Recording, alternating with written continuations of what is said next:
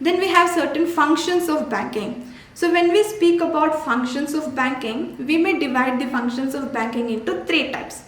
The first one is the primary function, second one the secondary function, and the third one modern functions. So when we speak about primary functions, there are three important primary functions. The first one, accepting deposits. So we know that the very first function of the bank is accepting the deposits from the public. So if you have some saving, you can just go and keep it in bank. Bank is going to accept it. So that is your primary function, accepting deposits.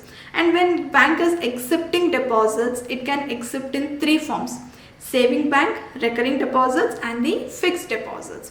Now saving bank, everyone can have it. So even as a student, even as a dependent person, you can just open your if you are a minor also, you can just open a saving bank account, start your saving. Recurring deposit account is for a mainly business person who wants to deposits the money and withdraw money n number of time in the day. And fixed deposits, you can just deposit your money for a period of time, but once you keep your money for a fixed deposit in the form of fixed deposit, you cannot withdraw it till the end of that fixed period of time. So bank accept deposits in these three forms: saving bank, fixed deposit, and the recurring deposit. Then the second primary function is providing loans. So once it accept deposit, what it will do by keeping that money, it has to provide that money to someone who is in need. So if I'm a person who wants to do business, but I don't have money to start the business, I don't have my investment on my own, so where will I go and approach? I will go to bank and approach. I'll propose my ideas to them, and they will give me the loan in the form of they will give me the money in the form of loan. So that is your second primary function, that is providing loan. Then you have credit creation.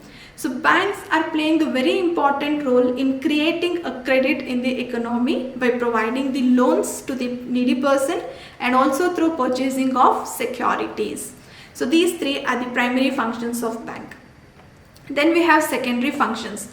So secondary functions are like providing locker facility. So now we can just keep all our important things in the bank. Bank will be providing us one locker with all the security. We'll be having one pin with us. They will be having certain facilities with them. So we can just keep all our important things. It may be the document, property document. It may be gold. It may be your securities. Any important thing can be which you cannot keep at home or you cannot keep with yourself.